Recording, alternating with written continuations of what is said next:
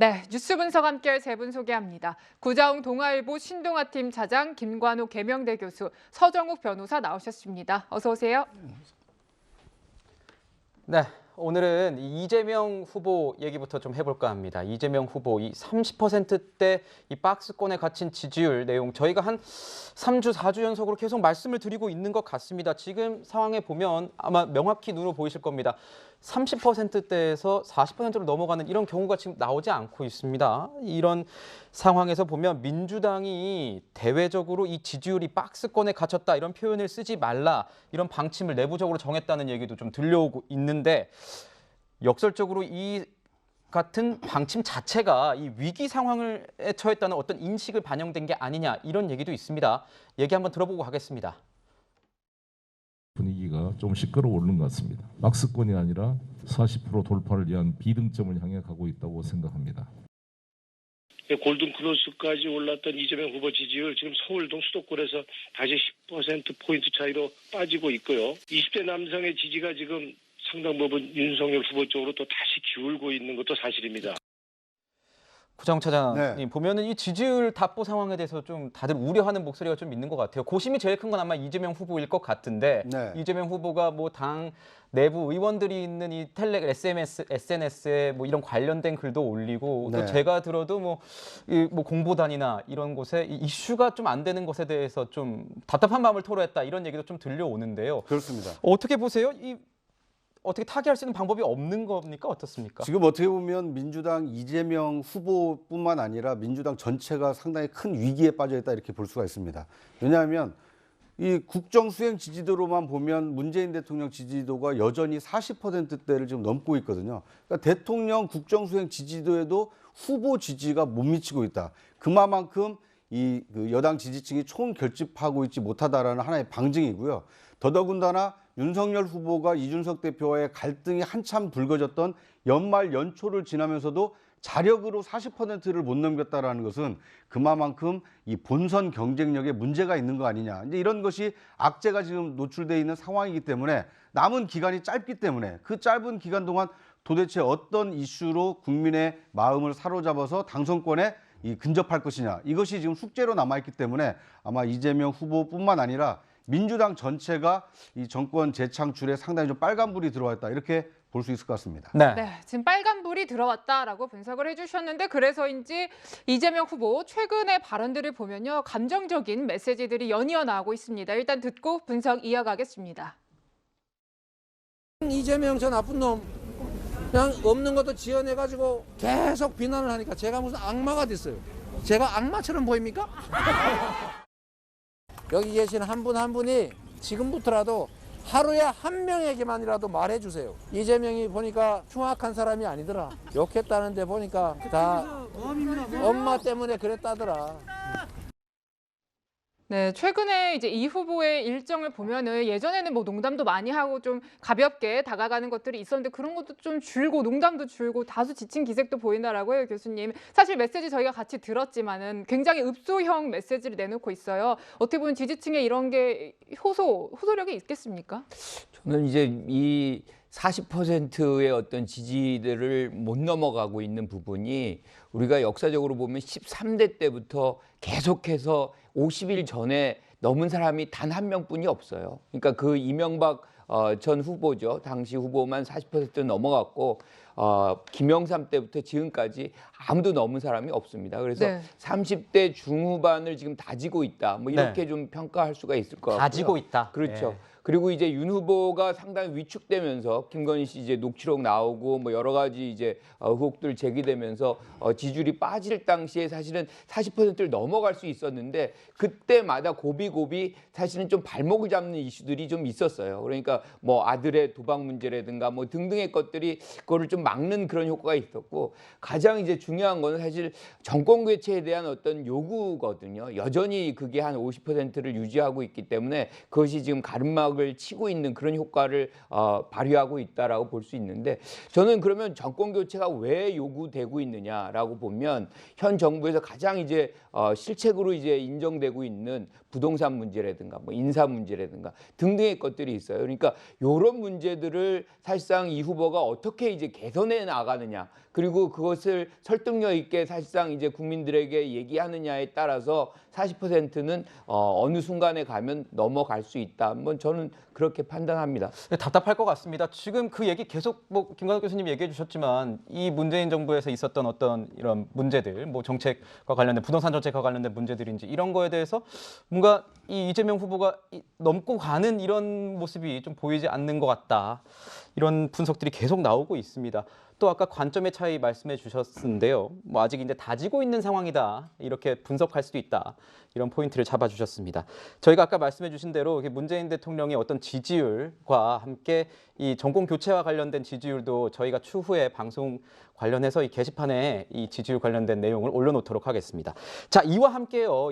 이재명 후보가 이런 얘기를 했습니다. 내가 대선에 만약에 진다면 죄가 없어도 감옥에 갈 것 같다. 이른바 윤석열 후보가 만약에 당선이 되면 검찰 공화국이 될 수도 있다. 이런 점을 강조하는 행보로 보입니다. 어떤 얘기를 했는지 들어보시죠. 누가 이렇게 말합니다. 이재명은 확실히 범죄자가 맞다. 자기가 반드시 책임을 묻겠다. 누가 그랬습니까? 그래서 오히려 과거에는 없는 사실을 지어내서 국가 권력을 남용해서 탄압하지는 않았습니다. 혹시 잘못한 게 있나 가혹하게 먼지를 털어도 만들지는 않았는데 이번에는 제가 지면 없는 죄 만들어서 감옥 갈 것 같습니다, 여러분. 변호사님, 마지막에 그 감옥 갈 것 같습니다, 여러분 하는 그 목소리에서 정말 뭔가 진심으로 얘기하는 것 같기도 하고요. 이게 어떤 전략적인 측면일지 잘 모르겠지만 절박한 호소라고 생각을 한다면 원래는 이런 어떻게 보면 네거티브성 공격 안 하기로 하고 정책 공약으로 승부를 보겠다 이렇게 이재명 후보가 얘기를 해왔었는데 검찰 공화국이 될 것 같다. 이런 얘기를 좀 오해의 소지가 있는 내용이 있을 수 있거든요. 어떻게 보십니까? 뭐 제가 보기에 이거 특검이 되거나요. 아니면 이제 대장동 비리 수사를 하면 이재명 후보가 이제 그 감옥 갈 수도 있죠. 근데 죄가 없이 감옥 가는 일은 없을 거예요. 우리나라의 법치 수준이 그 정도는 아닙니다. 과거에는 이게 법치가 그럼 더 후퇴해서 더 이게 퇴보했다는 거 아닙니까? 제가 보기에 우리나라의 민주주의나 법치주의는 조금씩 발전 강화되어 온 거예요. 따라서 대선 후보까지 하신 분이 아무 죄도 없이 억울하게 교도소 가는 이 정도의 법치 수준은 아니다. 네. 이 말씀을 제가 드리고요. 그리고 이제 이분이 뭐 검찰 공화국 하는데 지금 이게 교도소를 검사만 보낼 수 있습니까? 예를 들어 구속영장을 하려면 모든 걸 사법부에서 다 심사해서 영장도 발부하죠. 그다음에 재판도 최종적으로 1, 2, 3심은 법원에서 합니다. 예를 들어 윤석열 후보가 검찰이고 검사가 돼서 검사가 마음대로 없는 죄를 대선 후보를 엮어서 그 교도소 보내는 이거는 이게 불가능한 거예요. 따라서 저는 상당히 대통령 후보를 떠나서 변호사로서도 법치를 부정하는 상당히 부적절한 발언이 아닌가 이렇게 봅니다. 네, 뭐 검찰 수사와 관련된 내용에 대해서는 뭐 다들 뭐 시청자 여러분께서도 양해하시겠지만 이 개인적 추론에 의해서 변호사님께서 이제 말씀하신 부분도 있다라는 걸 좀 강조하고 가겠습니다. 네, 이 죄 없어도 감옥에 갈 것 같다라는 발언에 대해서는요, 여러 가지 비판 글들이 야권에서 잇따라 이어지고 있습니다. 일단 저희가 하나 준비한 거를 좀 같이 보여드리면요. 하태경 의원 같은 경우에는 죄만 들어서 감옥 보낼 사람 이재명 후보다라면서 어떤 친형과의 갈등을 사례로 들어서 공격의 빌미로 삼고 있어요, 교수님. 어떻게 보셨어요, 이런 비판에 대해서요? 후보가 이런 얘기를 할 수 있는 근거가 지금 있어요. 왜 근거가 그러냐면 있다. 네. 김건희 씨, 윤석열 후보의 부인이 뭐라고 이제 녹취록에 나오냐면 조국 전 장관이나 정경심 전 교수가 가만히 있었으면 구속 안 당했다라고 얘기를 하거든요. 그러니까 뭔가 의도적으로 지금 이렇게 구속을 시켰다라는 것으로 해석 가능한 그런 워딩을 했거든요. 거기다가 또 다른 얘기가 있죠. 지금 불편하게 기사를 실는 어떤 기자들이 내가 청와대 가면 가만 안 둘 것이다. 뭐 이런 얘기도 하고 또 한 가지가 우리가 이제 정대택 씨라고 있어요. 이제 윤 후보의 장모와 소송 중인 분인데 이분이 국감에 이제 증인으로 나와야 되는데 이것을 안 나오게 하는 것도 우리가 한 것이다라고 얘기를 해요. 지금 사실 후보가 안 된 상황에서도 그 당시 후보가 안 됐었습니다. 경선 중이었는데도 그 정도로 국회를 이제 통제할 수 있는 그런 것이고 지금 뭐 여러 가지로 지금 통제력을 발휘하고 구속을 시키고 뭐 이런 현상들이 과거에 있었고 또 미래에도 있을 수 있다는 지금 얘기들이 본인의 입에서 부인의 입에서 나왔기 때문에 이 후보 입장에서는 그렇게 얘기하는 것이 지극히 당연한 것이고 사실 그렇게 된다 그러면 우리가 지금 이렇게 얘기하는 것도 굉장히 공포스러워요. 그러니까 윤 후보에게 뭔가 비판적인 어떤 언사를 하거나 뭐 이렇다 그러면 그것이 보복으로 이어진다. 라고 한다면 우리가 이 그 정치가 몇십 년 전에 어떤 군부 권위주의 정권으로 돌아가는 그런 생각들을 안 할 수가 없거든요. 그래서 그런 차원에서 아마 이 후보가 얘기한 것이다 이렇게 생각합니다. 네, 뭐 후보들의 발언이니까요. 후보들 발언 관련해서는 저희 패널들께서도 이 개인적인 입장이 많이 담겨 있을 수 있다는 점 제가 말씀드리고 가겠습니다. 자, 구정처장께 좀 여쭤볼게요. 이렇게 취재 오래 보셨지 않습니까? 네네. 대선판 관련해서 네네. 이런 검찰공화국 내용으로 공세하는 모습에 대해서는 어떻게 평가하십니까? 그러니까 이제 이재명 후보 개인의 또는 선대위 내부의 위기의식이 상당히 좀 증폭이 돼 있는 것이 저렇게 표현된 것이다라고 봅니다. 왜냐하면 저의 얘기는 자신의 어떤 패배를 기정사실로 전제로 한 얘기 아닙니까? 그러니까 그만큼 내가 지게 되면 없는 죄도 덮어씌워서 나를 감옥에 보내는 그런 상황이 만들어질 수 있으니 민주당을 지지해왔고 또 그 이재명을 지지하는 사람들이 총 결집을 해서 우리가 당선할 수 있게 좀 도와달라.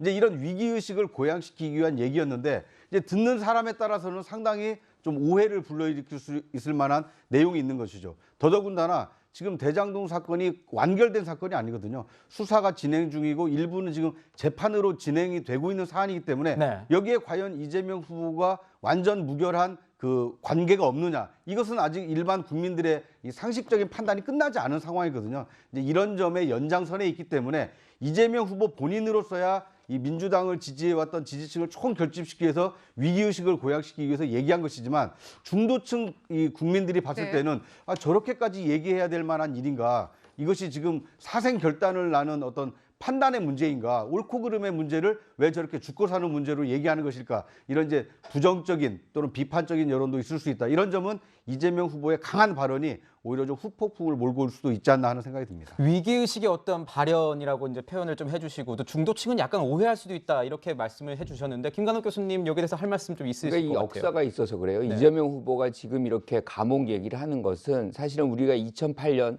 선거에서 지고 나서 2007년에 민주당이 지고 나서 노무현 전 대통령의 어떤 수사가 들어가고 검찰들이 거의 구속 직전까지 갔던 것들이죠. 그리고 그 상황 속에서 이제 이런 상황이 빚어지는 것들. 그러니까 그거는 지금 이재명 후보가 얘기하는 건 본인에 대한 얘기가 아니라 누구든 윤석열 후보에 반하는 그런 사람들은 그런 것들을 당할 수 있다. 누구든. 뭐 이런 어떤 해석이 전 가능하다 이렇게 봅니다. 네, 자 이런 가운데 내부적으로는 또 하나 갈등을 짚어볼 게 있습니다. 정청래 의원이 촉발한 불교계와의 갈등까지 불거졌는데요. 한번 어떤 발언 때문인지 들어보시죠. 제가 봤을 때는요, 이건 말이 안 됩니다. 아니 3.5km 밖에서 매표소에서 표 끊고 통행세 내고 들어가요. 그 절에 안 들어가더라도 내야 돼요. 봉이 김선달도 아니고요. 저로 인해 불교계의 심려를 끼쳐드린 것에 대해 참회와 심심한 사과의 말씀을 드립니다.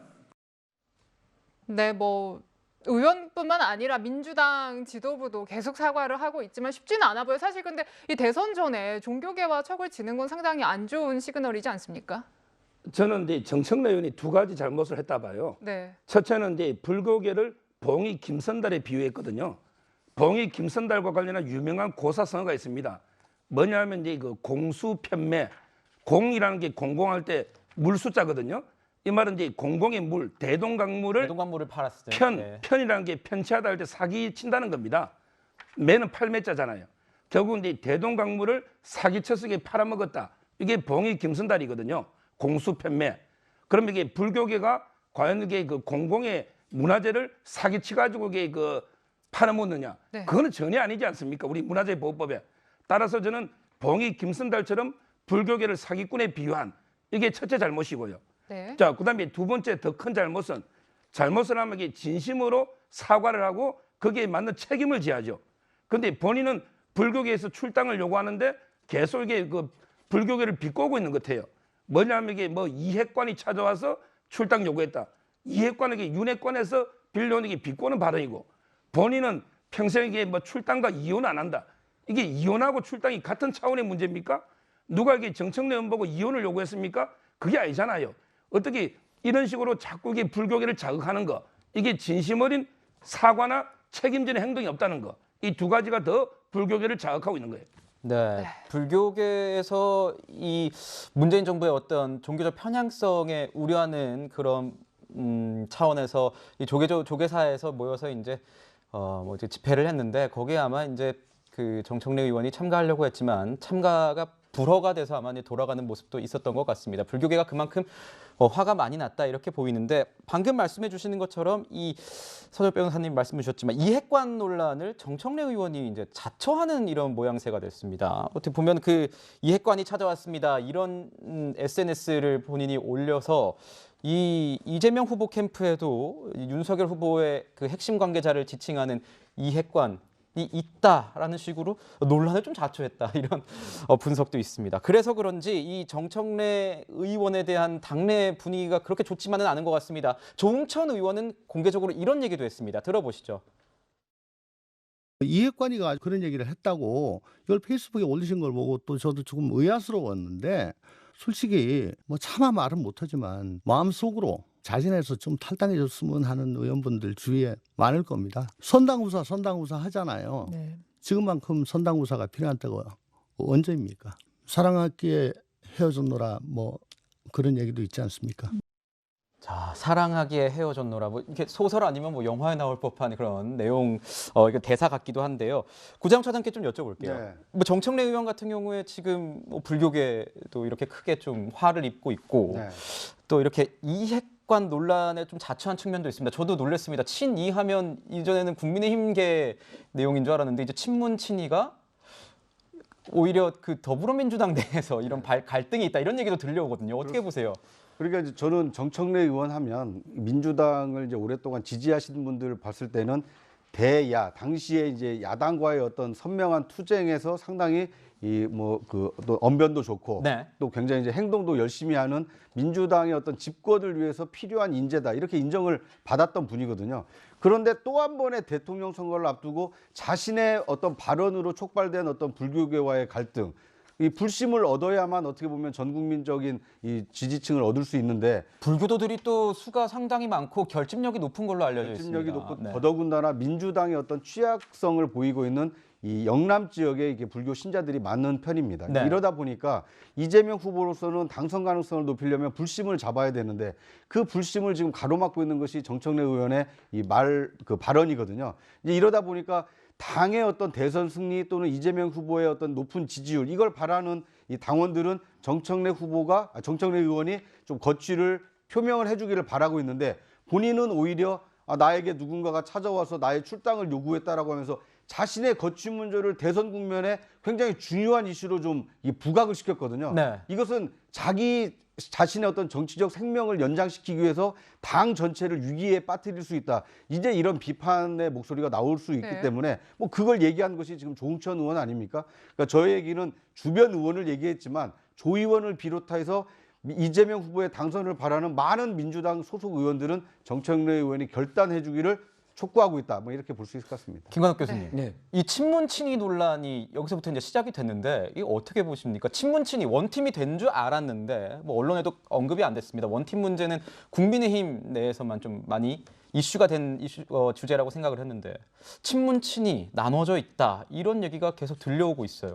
되게 오래된 얘기예요. 그런데 그런 부분들이 사실상 소멸이 돼가고 있는 그런 과정인데 뭐 이런 것들이 이제 막판에 조금씩 더 드러나고 있는 건 맞는 것 같습니다. 하지만 지금 뭐 민주당 지지자들은 어떤 형태로든 정권을 이제 재창출하는 것이 가장 중요한 목적이기 때문에 이런 부분에서는 뭐 결속을 시간이 갈수록 할 것이다. 뭐 저는 이렇게 보고요. 지금 불교계 관련해서는 정청래 의원 같은 경우는 본인 스스로가 좀 무리를 일으켜서 사실은 후보에게 상당한 부담을 주고 있잖아요. 그러니까 스스로의 어떤 선택 뭐 이런 것들이 좀 필요한 시기가 아닌가 뭐 이렇게 좀 생각을 합니다. 네, 뭐 일각에서는 뭐 위기가 기회일 수 있고 이렇게 내부에 크게 뭐 위기가 차이가 있을 때 이걸 후보가 어떻게 다잡고 통합을 하느냐에 따라서 또다시 뭐 이 지지율 상승세에 도움이 될 수도 있다. 뭐 좋은 징후가 될 수도 있다. 이런 얘기도 나오는 걸 제가 들었습니다.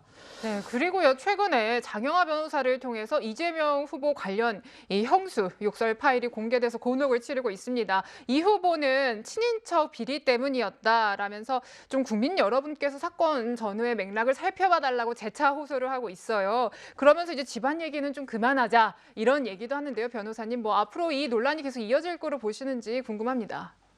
지금 이제 그 죽은 분은 말이 없어요. 이 말은 이게 고인은 변명을 할 수가 없는데 저는 돌아가신 분을 상대로 이렇게 일방적으로 매도해도 되는가? 돌아가신 이게 고인이 어떻게 뭐 시정에 계속 개입하고 이권에 개입하고 이렇게 일방적으로 비난하면 그럼 이게 고인은 어떻게 반론권을 행사합니까?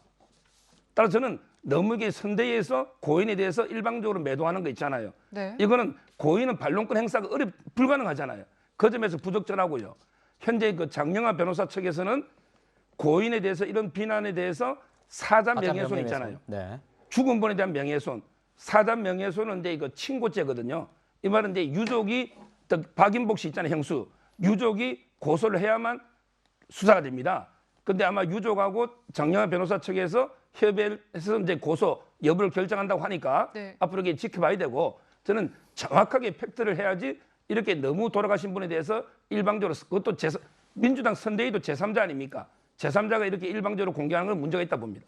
이게 보면 스스로 자신의 논란까지 꺼내서 언급할 정도입니다. 뭐 집안 얘기 그만하자 이렇게 호소를 하고 있는 건데 김관옥 교수님, 밥상 민심, 그러니까 설 연휴 다가오지 않습니까? 이 밥상 민심에 혹시 이 얘기가 화두가 될까? 이게 좀 우려하고 있는 모습인 것 같은데 어떻게 보세요? 이게 16년인가요?